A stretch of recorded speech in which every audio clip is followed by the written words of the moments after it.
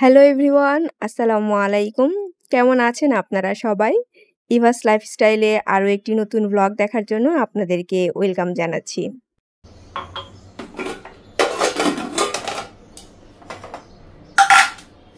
এখন রাত অলমোস্ট 10:45 বাজে আর লিয়ানার ক্রেভিংস হয়েছে, মানে ক্রেভিংস না, তার ইচ্ছা হয়েছে সে এখন কোল্ড কফি বানাবে। সবগুলো নিও না, এতগুলো লাগবে?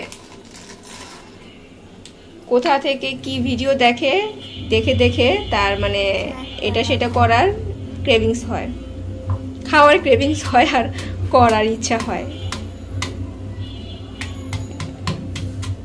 এখানে হচ্ছে ওরিও বিস্কিট নিয়েছে আর এগুলো ক্রাশ করে নিচ্ছে। ইয়াগুলি বের করে নিলে ভালো হতো না? ক্রিমগুলো, ক্রিম সহ দেয়। এখানে 1 গ্লাস কোল্ড কফির জন্য 1 চামচ চিনি, সরি 1 চামচ না, একটু চিনিটা বেশি নিয়েছি কারণ পরে আর মিক্স করা হবে না। 2 চামচ চিনি আর হচ্ছে 1 চামচ কফি, সামান্য পানি দিয়ে এটাকে গুলিয়ে এখন ফোম করতে হবে। এখানে এখন ঠান্ডা করা দুধ দেওয়া হচ্ছে। আর একটু দাও, হয়েছে।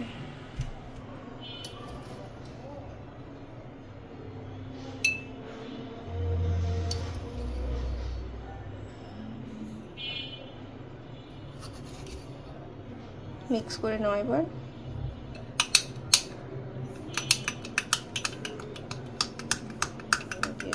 কফিটা দিয়ে দাও। ফুল উল্টা ধরছে, দেখাও যায় না। তুমি উল্টা দাও।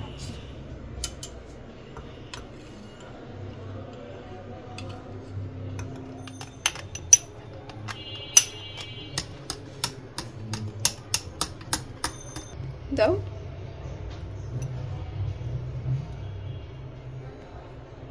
এই যে লিয়ানা রেডি করে ফেলেছে তার ওরিও কোল্ড কফি। খেয়ে দেখো এবার এটা টেস্ট কেমন হয়েছে। দেখতে তো টেস্টি লাগছে। দাও, আমি একটু ট্রাই করবো। মিক্স করো না, আমি ওরিও দিয়ে খেতে পারবো না, এভাবে একটু ট্রাই করে দেখি কেমন হয়েছে। ভালো হয়েছে, টেস্টি। তুমি খাও তো, কেমন লাগছে নিজের বানানোর কোল্ড কফি? মজা? এখন থেকে নিজে বানিয়ে খাবা, ঠিক আছে? আমাকে আর বলবা না। ওকে, ডিনার খাবা এখন, চলো। লিয়ানার ভিডিও বানানোর সময় আমার নিজেকে কমেন্টেটর মনে হয়। তো সে তো নিজে কোনো কিছু বলে বানাবে না, তো আমাকেই দেখা যায় সেটা বলতে হয়। আর ওর হচ্ছে ভিডিওগুলো আমি না বানালেও পারি, কিন্তু আমি না চাই হচ্ছে ওই ফার্স্ট টাইম কোনো কিছু ট্রাই করছি নিজে নিজে, তো সেটা একটু রেকর্ড রাখার জন্য যেন পরবর্তীতে মেমোরি হিসেবে থেকে যায়। আর এই বিভিন্ন ধরনের জিনিসপত্র এখন ইদানিং লিয়ানা একটু বেশি বানাতে চাচ্ছে, কারণ ওই যে ছোট ছোট মানে রিলস তো নর্মালি ছোটই হয়, ওইগুলো দেখে আর তার হচ্ছে বানানোর প্রতি ইন্টারেস্ট হয়। তো অনেক দিন ধরে আমাকে বলছিল যে মামুনি আমি ওরিও শেক বানাবো, কিন্তু আমি না সময় করে উঠতে পারছিলাম না, কারণ ওই তো আর নিজে নিজে বানাতে পারবে না, আমাকে একটু হলেও হেল্প করতে হবে। তো আজকে মানে ফাইনালি একটু, আজকেও আমার সময় হয়নি, আমি হচ্ছে মানে বাইরে গিয়েছিলাম একটু শপিং করার জন্য। তো অলমোস্ট রাত 10টা বেজে গিয়েছে, সেই সময় আমাকে বলছিল। তো আমি হচ্ছে ওকে বেশ কয়েকদিন ধরে ঘুরাচ্ছিলাম। তো ভাবলাম যে না থাক, আজকে আর ঘুরাবো না, আজকে হচ্ছে বানাক, আমি ওকে একটু হেল্প করি। এখন বেশ কিছু শুকনা মরিচ আমি ওয়াশ করে নিচ্ছি। আর এই শুকনা মরিচ নিয়ে যা হলো এবার আমার সাথে। তো নরমালি আমার হচ্ছে এতগুলো মরিচ কখনোই লাগে না। ৳10 আনলে সেটা ২-৩ মাস পার হয়ে যায়। কারণ আমি হচ্ছে আলুর ভর্তা ছাড়া নরমালি আর তেমন স্পেশাল কোনো খাবারে শুকনা মরিচটা ইউজ করি না। ডালের মধ্যেও মাঝে মধ্যে ইউজ করা হয়, বাট অলওয়েজ না। তো আমি হচ্ছে মুদির দোকানে গিয়েছি একটা জিনিস কেনার জন্য। তো আমি সেখানে ৳10 বদলে বলে দিয়েছি আমাকে ৳20 শুকনো মরিচ দেন। তো উনি আবার আমাকে বলল যে, "এক কাজ করেন, ৳20 না নিয়ে ৳25 মিল করে দিয়ে দেই। মানে আগে যে জিনিসটা নিয়েছি সেটার সাথে এটা আরকি অ্যাডজাস্ট করার জন্য।" তো আমি ওনাকে আর না করিনি। ভাবলাম যে আচ্ছা ঠিক আছে নিয়ে যাই। তো আনার পরে সকালবেলা দেখলাম যে মোটামুটি ভালোই রোদ আছে। তো আমি এগুলোকে ওয়াশ করে ভাবলাম যে রোদে শুকা দিয়ে দেই। তো মানে একদিনের মধ্যেই শুকে যাবে, কিংবা রোদটা যদি চলেও যায় তার পরের দিন শুকিয়ে যাবে। কিন্তু বিশ্বাস করেন আমি হচ্ছে শুকনা মরিচগুলো শুকিয়ে জাস্ট রোদে দিয়েছি। তার মানে ৫ মিনিটের মধ্যেই রোদ চলে গিয়েছে। আর তো মানে রোদের কোনো দেখাই নেই। তো একটু পরপর মানে দেখা যায় হালকা একটু মানে রোদ উঠে আবার বৃষ্টি। আর এই শুকনা মরিচগুলো নিয়ে আমার হচ্ছে এই পাশ থেকে ওই পাশে মানে দৌড়াদৌড়ি করতে অবস্থা খারাপ। মানে যখন যেখানে আমি যে পরিমাণ যতটুকু রোদ পাচ্ছিলাম, সেখানে দেয়ার চেষ্টা করছিলাম এগুলোকে শুকানোর জন্য।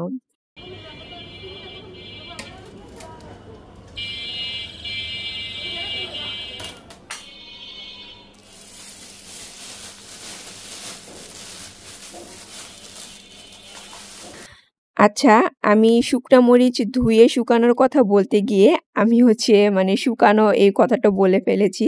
তো আমি আর ভয়েসটা ডিলিট করলাম না। কারণ এরপরে যতগুলো কথা বলেছি এগুলো আবার মানে ডিলিট করে আমার নতুন করে ভয়েস ওভার দিতে ইচ্ছে করছিল না। প্লিজ ইগনোর করবেন। আর আজকে হচ্ছে আমি লতি নিয়ে এসেছি। তো আমি হচ্ছে আপনাদেরকে অলওয়েজ বলি যে কচু জাতীয় সব খাবারই আমার খুবই পছন্দ।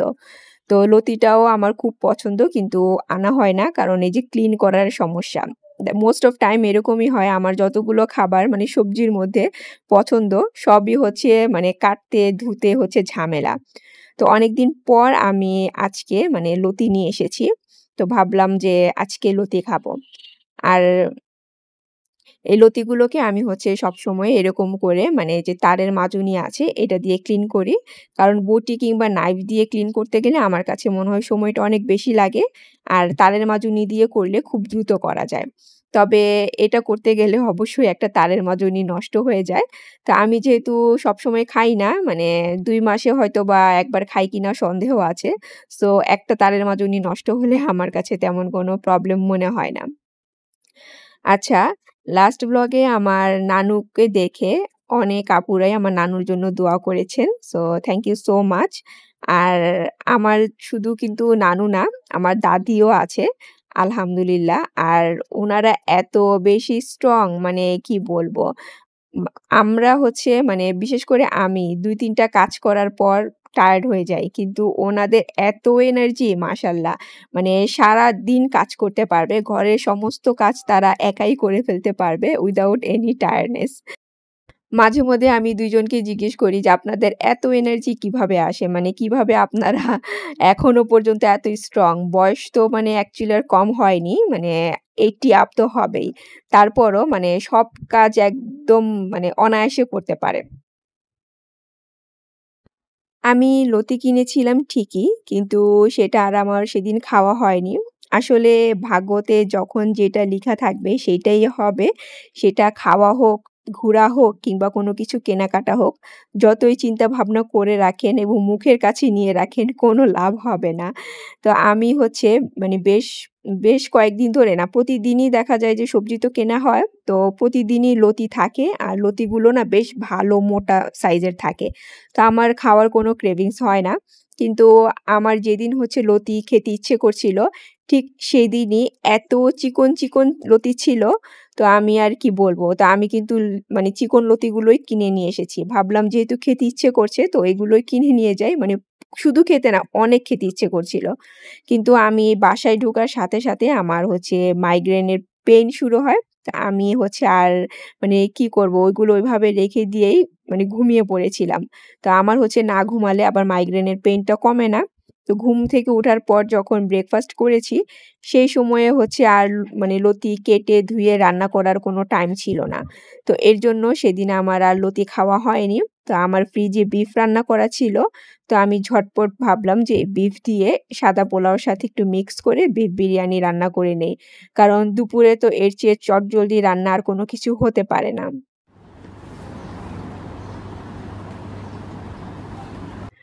ওই যে বললাম, গিয়েছিলাম শপিং এ। তবে আজকে শপিং হচ্ছে আমাদের কোনো কিছু কেনার পারপাস এ যাইনি।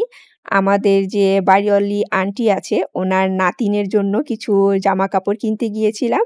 আসলে বেশ অনেকদিন ধরেই মানে অনেকদিন ধরে না, ওই হওয়ার পর থেকেই আরএম চাচ্ছিল যে তাকে কোনো কিছু গিফট করবে।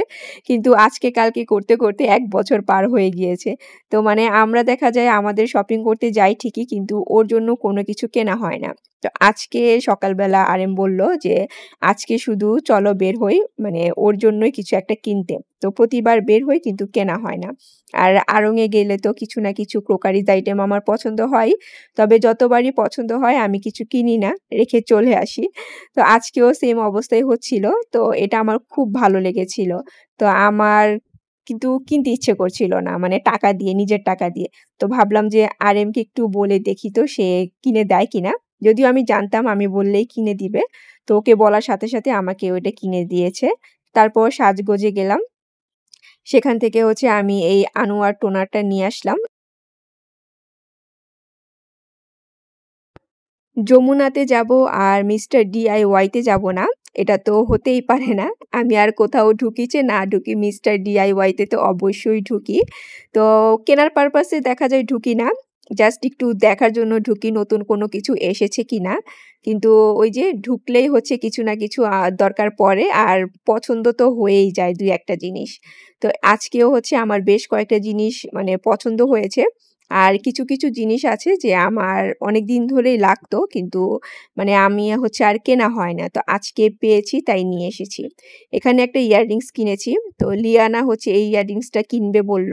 কিন্তু ১ কানের জন্য কিনবে। সে হচ্ছে ২ কানে পড়বে না। তো তাকে ওইটা কিনে দিলাম।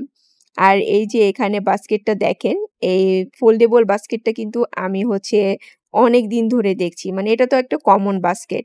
কিন্তু আমার না আর কখনো কেনা হয়নি। কিন্তু আজকে না এই সাইজটা আমার দেখে এত কিউট লাগলো, সেই সাথে কালারটা। এত নাইস একটা কালার। তো আমি হচ্ছে এইটার সাথে, সাথে নিয়ে নিলাম। ভাবলাম যে নিয়ে যাই। এতদিন কিনিনি তাতে কি হয়েছে?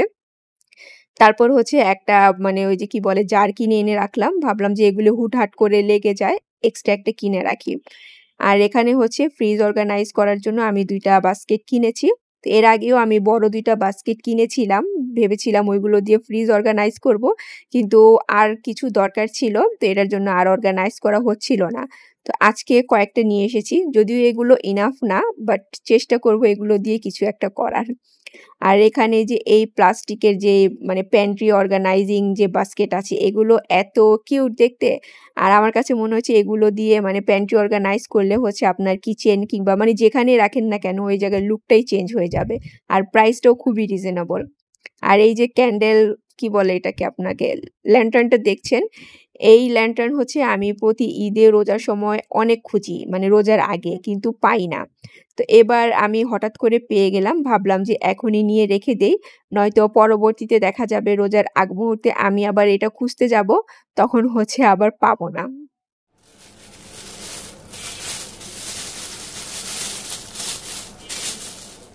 এই যে এই একটা কারণেই আমি প্রতিবার মিস্টার DIY তে ঢুকি। কারণ যখনই ঢুকি দেখা যায় কোনো না কোনো নতুন কিছু পেয়ে যাই। আর আমি নিয়ে আসি। তবে মেজাজও খারাপ হয় যে মনে হয় যে না ঢুকলেও পারতাম। তো আমার কতগুলো টাকা সেভ হতো। তো যাই হোক। আর আচ্ছা পিঁপড়াদের কি এখন মানে টেস্ট বাড চেঞ্জ হয়েছে? মানে এতদিন তো জানতাম পিঁপড়া শুধু মিষ্টি টাইপ খাবার খায়। এখন পিঁপড়া দেখি মরিচ খাওয়াও শুরু করেছে। আমি হচ্ছে এই যে এই মরিচগুলো তো মানে রোদের জন্য কি ঝামেলাটা হলো, কয়দিন দৌড়াদৌড়ি করলাম। তো আমি কিচেনে প্লেটের মধ্যে মরিচগুলো রেখেছিলাম। তো হঠাৎ একদিন মানে সন্ধ্যার সময় লিয়ানা বলল যে, "মামুনি মরিচের মধ্যে পিঁপড়া।" তো আমি তো বিশ্বাসই করতে পারলাম না যে মরিচের মধ্যে পিঁপড়া কেন হবে? হয়তোবা সে একটু ঝাল টাইপের খাবার এখন খায়। কিন্তু তাই বলে শুকনা মরিচ খাবে? পরে গিয়ে দেখলাম যে সত্যি, সত্যি শুধু তাই না মরিচগুলোকে আপনার হোল করে একদম ঝুরা, ঝুরা করে ফেলেছে।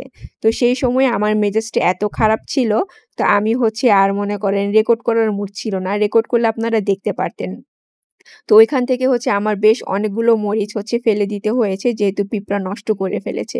মানে মানুষের সাথে, সাথে এখন পিঁপড়ারও মানে মেন্টালিটি, টেস্ট বাড সবকিছু চেঞ্জ হয়ে গিয়েছে। তো যাই হোক, এই যে এখনকার যে ক্লিপটা আমি দেখাচ্ছি, এটা হচ্ছে দিলরুবা সুলতানা আপু আপনার জন্য। আপনি দেখতে চেয়েছিলেন যে ডাম্পলিং এর ফোল্ডিং মানে ডাম্পলিং যে ফোল্ড করি আমি সেটা কিভাবে? তো এটা তো বলে বুঝানোর কিছু নেই আপু। আপনাকে হচ্ছে দেখে মানে বুঝে নিতে হবে যে আমি কিভাবে করলাম। আর খুবই স্লো ওয়েতে আমি করে দেখানোর চেষ্টা করেছি। আমি জানি না আপনি বুঝতে পেরেছেন কিনা? তা আমি হচ্ছে বেশ কিছু ডাম্পলিং আবারও বানিয়েছিলাম। তো ইদানিং হচ্ছে কিছুদিন পরপরই আমার এটা শেষ হয়ে যায় আর বানাতে হয়। তো ভাবলাম যেহেতু আপু দেখতে চেয়েছিল তো আপুকে একটু দেখিয়ে দেই।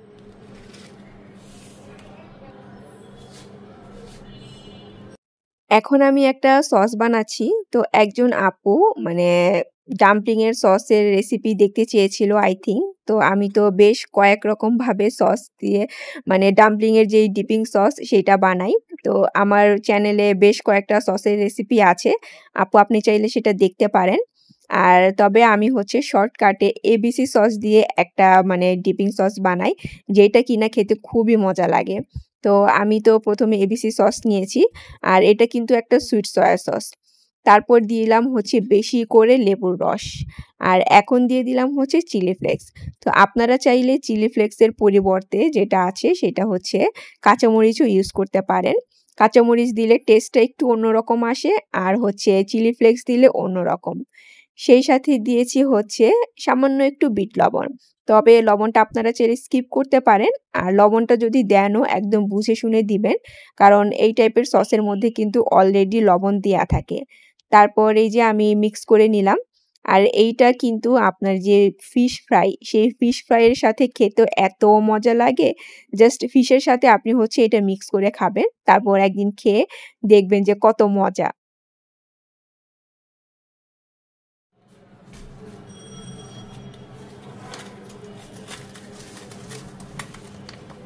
আরেম আজকে বনানী গিয়েছিল। আর সেখানে গেলেই হচ্ছে কেএফডি যে ডাম্পলিং রেস্টুরেন্ট আছে সেখানে সে যাবে। তো এবার গিয়ে হচ্ছে এই টোফুটা নিয়ে এসেছে। অন্য সময় একটা ব্লাক টাইপের টোফু নিয়ে আসে যেটা খেতে খুবই মজা। তো এবার নাকি নতুন সে এটা দেখেছে আর এটার লুকস দেখে তার ভালো লেগেছে তো এটা নিয়ে এসেছে। আর সত্যি বলতে এই টোফুটা খেতেও কিন্তু বেশ মজার ছিল। মানে টোফু খাবারটাই হচ্ছে মানে খুবই টেস্টি একটু ভালো মতো রান্না করতে পারলে। আর এই যে দেখেন, আমি কিন্তু অলরেডি ডাম্পলিং বানিয়েছি। তারপরও সে নিয়ে এসেছে। কারণ এইখানকার ডাম্পলিং আমার হচ্ছে ফেভারাইট। মানে আমি যদি শুনি সে বনানী যাবে, তখনই মানে আশা করে থাকি যে নিশ্চয়ই আমার জন্য আজকে আমার পছন্দের ডাম্পলিংটা নিয়ে আসবে আরকি। তো অন্য সময় আমি দেখা যায় যে ওদের যে সস থাকে ওটা দিয়ে খেয়ে ফেলি। নয়তো খালি, খালিই খেয়ে ফেলি। কারণ এটা খালি খেতেও এত মজা। তো আজকে ওই যে আপুটার কারণে ভাবলাম যে একটু মানে আমি মোমোর যে ডিপিং সস সেটা বানাই। আপুকে রেসিপিটাও দেয়া হবে। সাথে আমি মজা করে ডাম্পলিংটাও খাবো। আর আমি কিন্তু এটা আনার সাথে সাথেই মানে খেয়ে নিবো। আমার অবস্থা হচ্ছে এরকম। কারো জন্য ওয়েট করতে পারি না। তো আজকে এই পর্যন্তই। Take care and always love yourself. আল্লাহ হাফেজ।